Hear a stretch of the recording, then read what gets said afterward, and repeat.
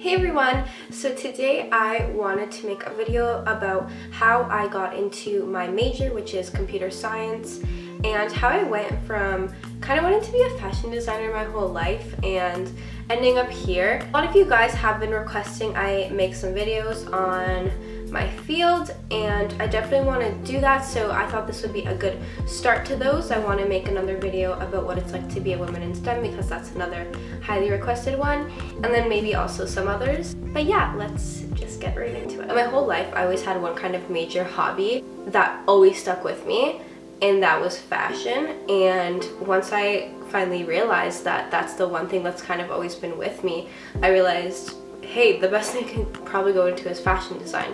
This was probably like grade 5 or 6, so since then, like, I knew I wanted to go into fashion and kind of be like a fashion designer or something like that. I think this was maybe grade 7. I made this like PowerPoint for my parents with like different like fashion design schools, how much they would cost and all that, just because I really wanted them to get behind this, and it was so important to me.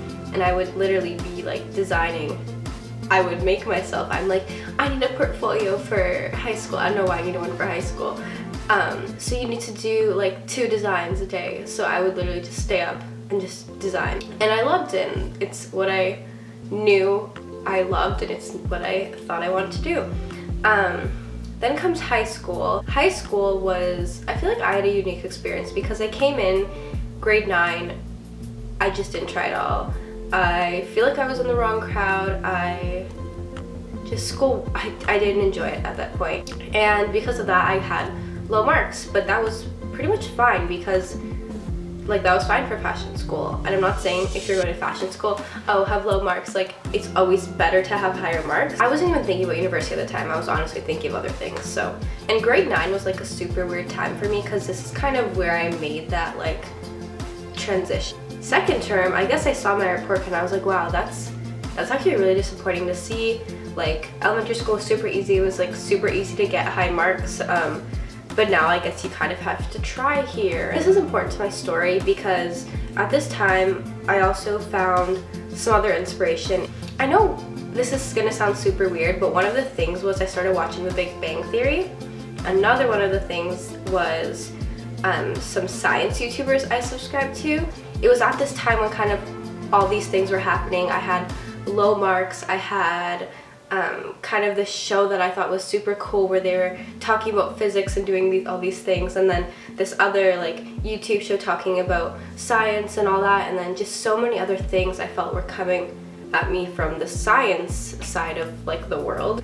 It made me realize mine is super actually analytical, and I used to say I hated math and whatever, and it's funny because math is like now my favorite subject. It was my highest marks. It was like I literally love it. I literally celebrated Pi Day with my friend. Like, I love it. I remember being like 3, 4, 5, whatever, like really young. My parents tell me this.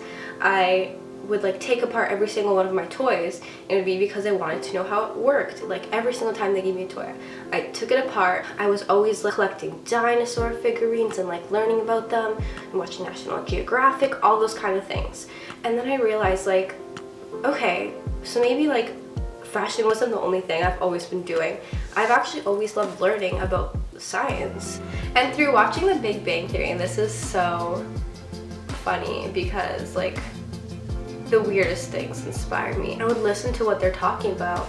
They'd be like, oh, something like Schrodinger's cat, or I don't know. And then I'd be like, oh my god, this sounds so cool. And then I'd look it up, and I'm like, every time they said something like that, I'd look it up, and I'm like, this is the coolest thing I've ever heard of.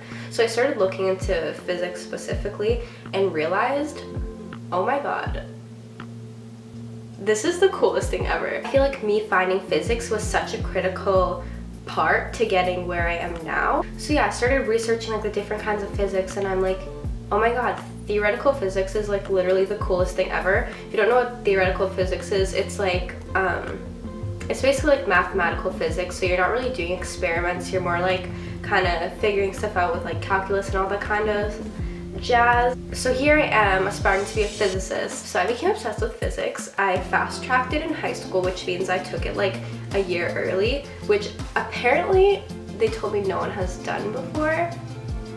So yeah, so grade 2nd semester, grade 9, all of grade 10, pretty much grade 11, I'm here thinking, okay, I'm gonna be going to a school for physics, theoretical physics, that's what I'm gonna do. At the same time, when I got into grade 11, I had the option of taking a computer science course, which I jumped at because I always loved computers my whole life, which is another thing, like, I don't know why I didn't realize these things. Like I've literally been like doing all these things on computers for so long, I don't know why I wouldn't consider like, oh, something in tech. Like, it was literally right in front of me this whole time. So anyway, I'm taking this computer science course. They're teaching me visual basics, and I'm like, it's super fun because I love figuring it out. I love like being like, oh, we need a for loop here, like let's put an if statement here. Backtrack. I realize now that my first exposure to programming was not in that grade 11 computer science course, but a little bit before in grade 10, when my mom was always like, oh my gosh, Michelle, you should learn how to code. It's like so good for the future. Like, I was kind of into it because I'm like, that could be super cool. So I went on these websites and like did all these like tutorials. I don't know what I did. I think it was like JavaScript and Python. I did enough to like understand it, but I would not nearly call myself like a good programmer at that point. So yeah, so I felt like a little more knowledgeable going into that grade 11 computer science course. But that course definitely taught me a lot, and that was like my first like real introduction to programming, like what you can do with it and all that. So the next year I decided to take the grade 12 one, which taught Java, which I enjoyed much more than Visual Basics. It's a lot more of an industry standard. I mean, literally no one uses Visual Basics. It was literally taken out of the curriculum the year after I took it.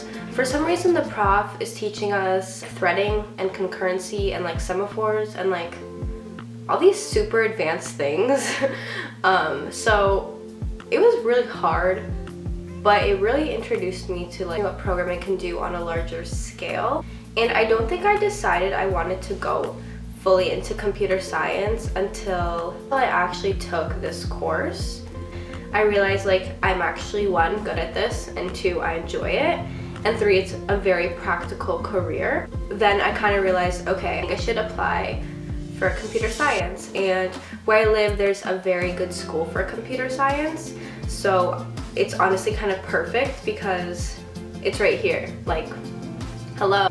And yeah, so it was kind of like this process that kind of led me there. So I kind of went from like fashion design, and then I had to like kind of overcome this like hurdle of like going from something like that to like something I didn't even realize I was interested in. I think that really took me like looking for something that, because I knew if I wanted to do well in school, I needed to find a passion in it, and I couldn't find a passion in it if I didn't have a passion for one of the subjects. That's what I found in science and math, because like physics is like a really big combination of that. I really don't think I would have realized that had I not had that theoretical physics stage in the middle. So when time came around to applying to universities, I applied to this university as first choice computer science and second choice mathematical physics. So I still kind of had it as a backup there because that program was a lot easier to get into, but I honestly know at this point I would not be happy in the mathematical physics program. The other important thing I realized, because I don't think I would have been able to kind of commit myself to computer science if I didn't realize that,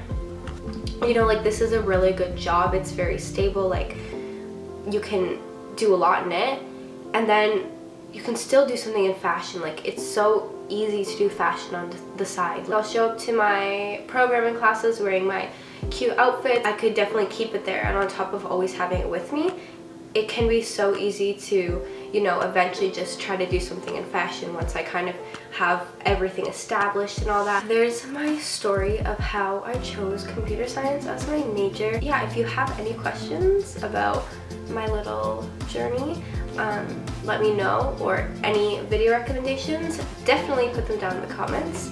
But yeah, that's all I have for you today. Thank you for watching.